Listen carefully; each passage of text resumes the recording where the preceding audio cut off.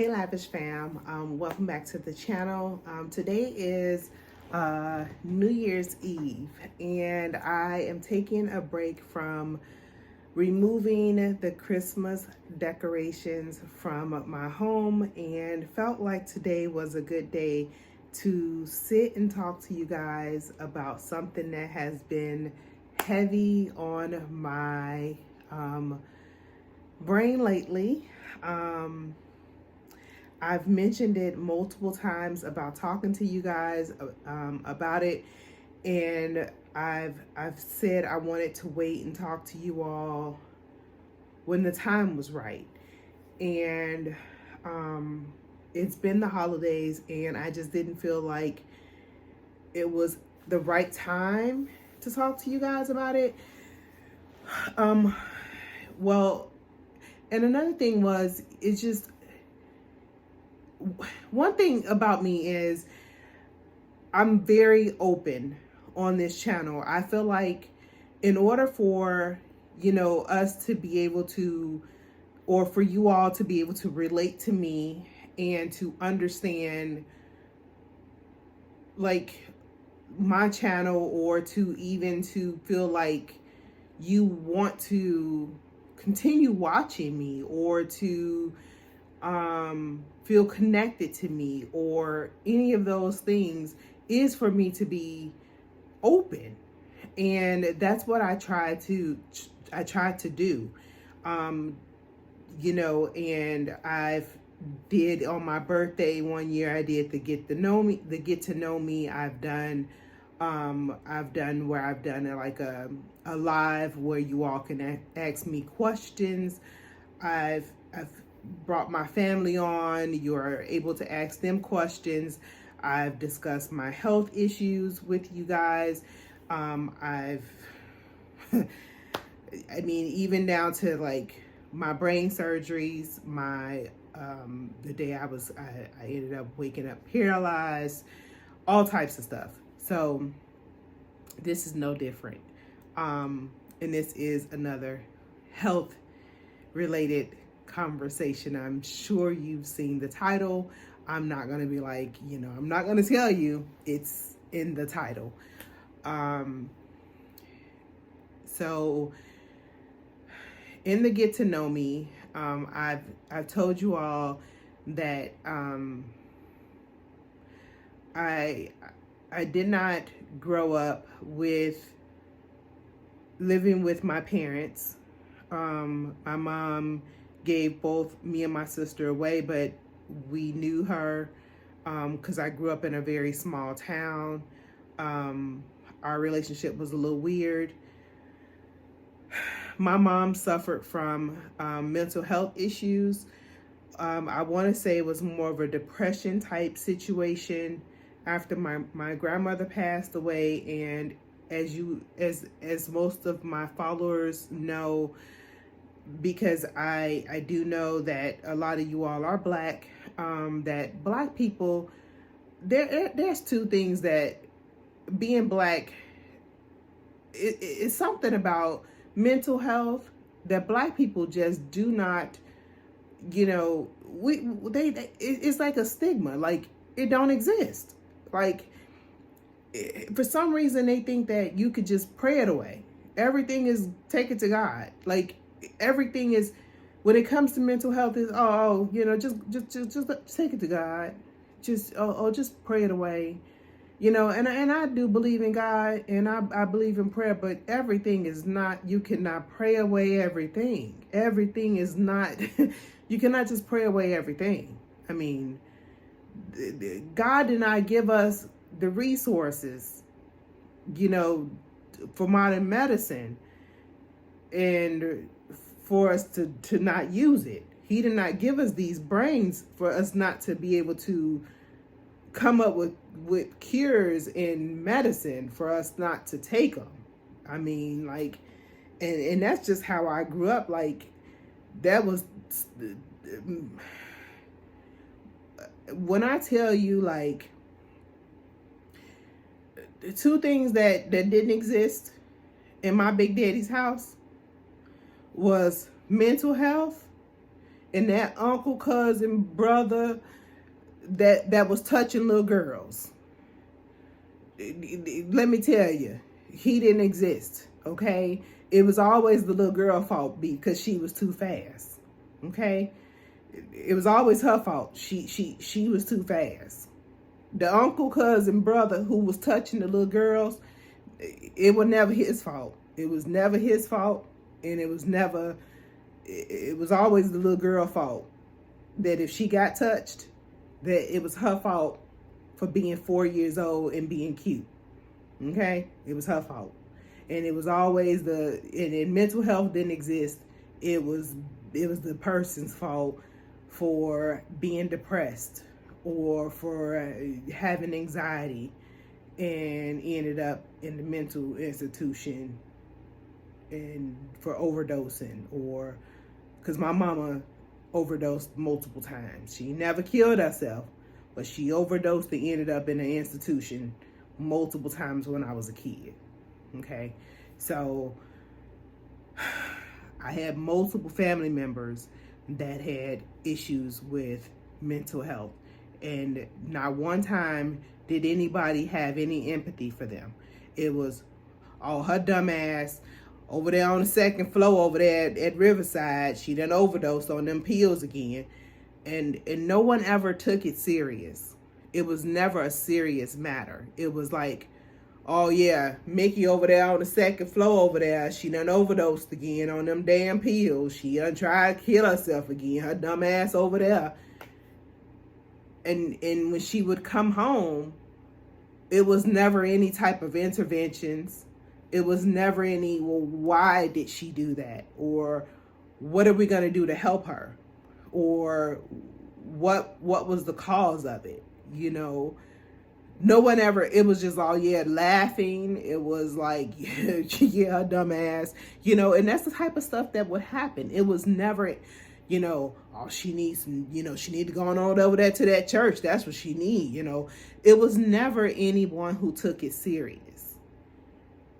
And every time I would hear something about someone who would do something that was mental health related, when I became older and realized what mental health was, when I became an adult and became a nurse, it started making sense to me that this was mental health. But when I was growing up, it was they were dumb. They were, you know, stupid. Or they needed God. You know, it was always that was what was the case for my family, because Black people didn't believe that there was mental health issues in my community. They were just all these things that you know were just not mental health. So me being the angry Black kid that I was, because I was angry at my mom for being the bad parent that she was, I never knew that she was suffering with mental health issues, because I had heard my big daddy say she was just dumb and that she was, you know what I'm saying, all these other things, you know, so I just chopped it up as her being dumb, her being a bad parent, her being all these other things.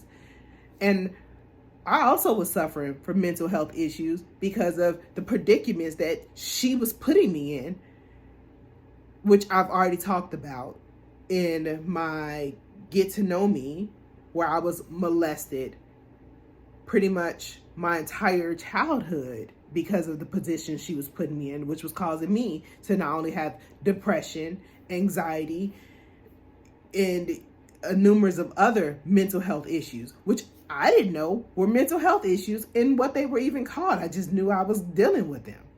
So, of course, once I was old enough to move away, I did. And guess what I was doing? I was calling myself running from them. So I was moving and staying busy to try to run from these issues. So when I was having 2 and 3 jobs and moving constantly, I thought I was, you know, what's the word I'm looking for?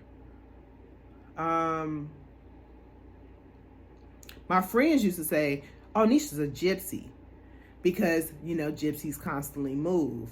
But I was staying busy to keep my mind occupied so I didn't think about it.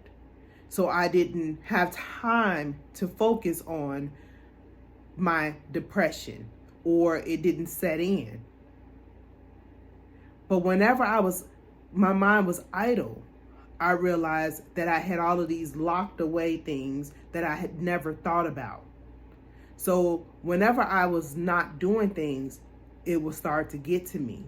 So what I would do is find something to do.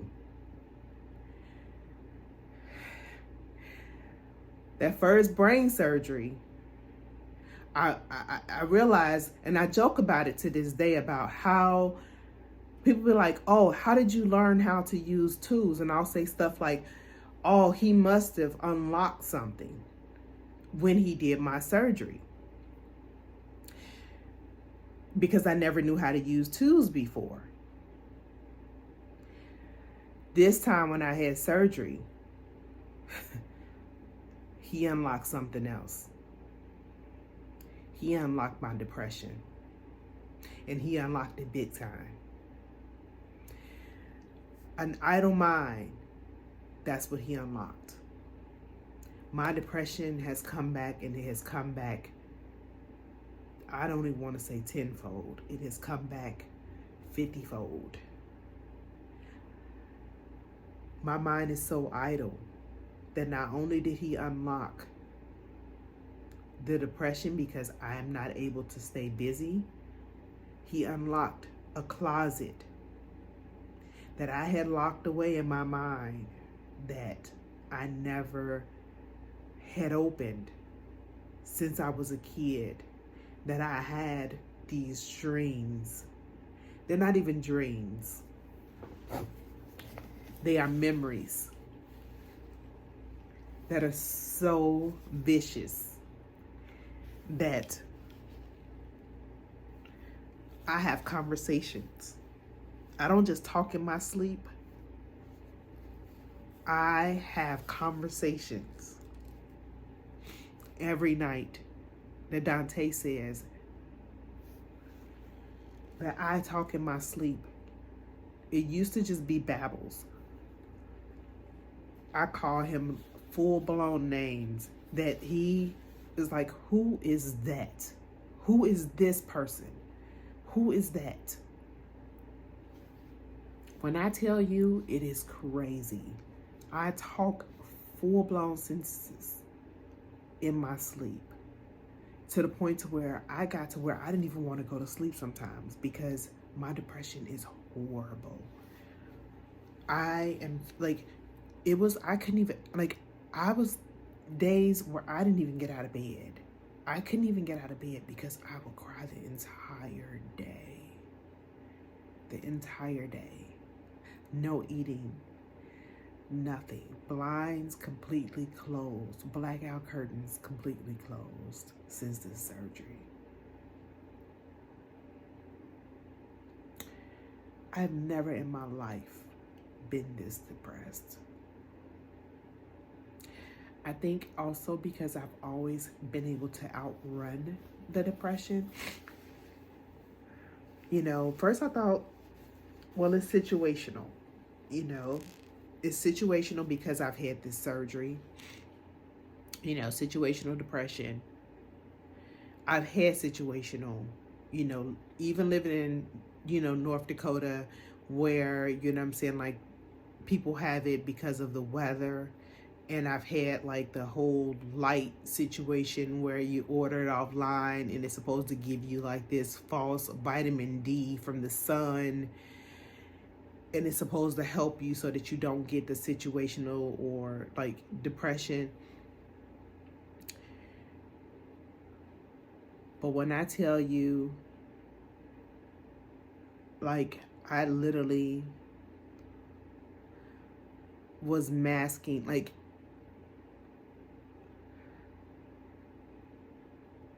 I was struggling, y'all.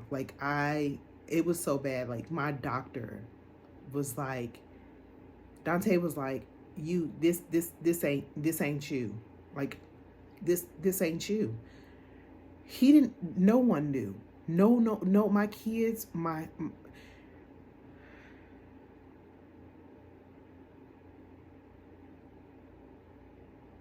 I couldn't, I would even mask it to y'all. Like, I would cry and tell y'all it was because of the surgery. No, it was just depression. Depression was kicking my ass. Y'all. And I can't even lie and tell y'all that I am better. I'm on my second trial med. Because it's not a magic drug. It's not a one man fit all type situation. The only good thing is, and I'm still trying to figure out which med is for me. Is better than the first med. So I'm on my second med now. But I guess the best part is that I'm not in pain anymore from my surgery. That was only making it worse. Because when I tell y'all, I was like, literally, it felt like someone had lit a match and just like lifted up my skull and just threw the match in there and put the skull back down. It just had my brain on fire. So that was just making it even worse. So in between me being on fire every day, plus the depression, like I had got to where I wasn't even leaving the house. Like, and I told you, Ariel gave me an F for effort because that's how bad I was looking.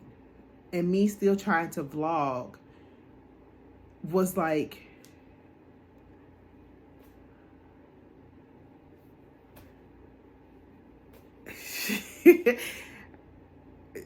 I wasn't editing. I wasn't editing because I didn't want to do nothing. I still kind of don't be wanting to do nothing. Like, I'm doing a little bit better now, but I'm not going to even lie and tell y'all that I'm back to myself, because I'm not. My house even looks like, I mean, I am literally struggling, y'all. I am struggling. I am probably, like, the only thing that I can say is better is my pain is, I'm still not 100%, but I'm much better than I was pain-wise. I have a little bit of pain, but not nowhere near, because the burning is gone.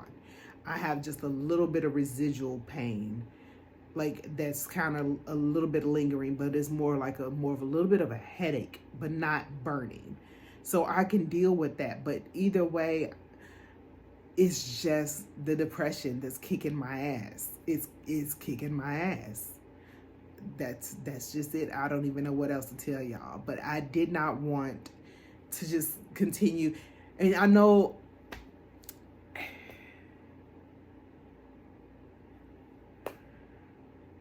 it took me months to even finally, like, my doctor even was like, no. My primary was like, no, this has been going on for way too long. He was like, look, you've been promising to call and get some help, and you have not made not one appointment to see a therapist yet. He's like, you out of all people know that, because I didn't want him to like label it. I didn't want him to put a label on. I kept saying, no. He was like, no, we're putting a label on it. We're putting a label on it and we're getting meds.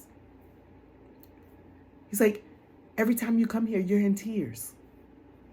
We're labeling it. So, and guess what? I still ain't got a therapist. I still ain't called nobody. Still ain't talked to nobody. Still ain't talked to nobody. And the crazy thing is, I know what needs to be done. Ain't did nothing. Got up and got dressed today. Every day, I wake up with the intentions to do. every day. I have these great intentions to do, but nothing gets done. Like, I've started taking down these Christmas decorations. Everything is pretty much taken down. Now, am I going to finish and do all these things that I have planned?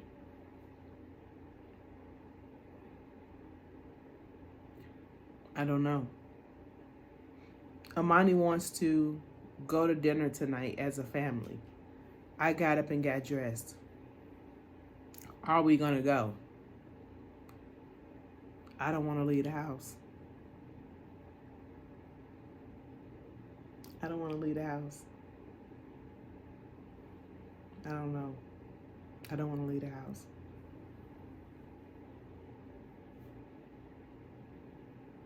So I don't know. The reason why I'm telling y'all this is because I know there's somebody else that's watching this vlog that is going through the same thing that I'm going through. Whether it's as bad or worse.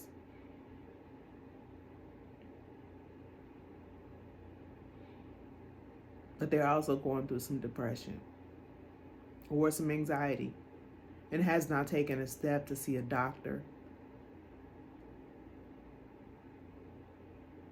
or even admitted it to themselves that it's depression.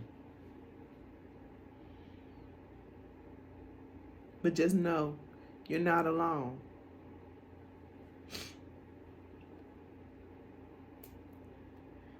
Don't run from it, because running from it doesn't change the fact that it's still depression. Don't let your family tell you to just pray it away. Praying it away is not going to change the depression. It's not going to go away. God gave the knowledge to a doctor, a therapist, or even just a friend, someone to help you to get through these moments. I'm so thankful for having an outlet, having family to hold me accountable,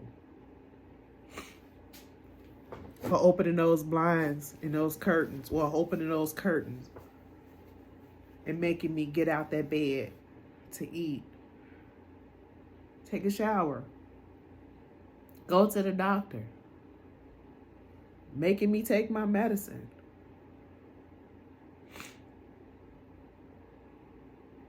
I'm thankful for my neighbor, Christina, who checks on me and asks me, am I having a sunny day or am I having a rainy day? Because she knows that I'm having these issues.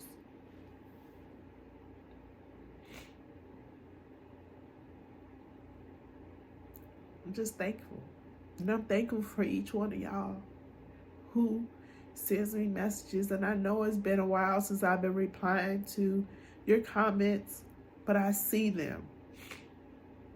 But because I'm dealing with this depression, it's hard for me sometimes to even reply. But I see y'all and I appreciate y'all. It's taking me a moment to figure out my medicine and which one's going to work. But once it does, 2024 is going to be the year and I'm going to be back in full swing. I got a lot of plans for 2024. And one of them is being back the old Nisha is not coming back because she's she's going to be on disability. She's no longer going to be a nurse, but that's okay. That's okay. But she's going to no longer be laying in bed crying, because she's going to finally find a medicine that works for her. But I wanted you all to know what's really going on over here. And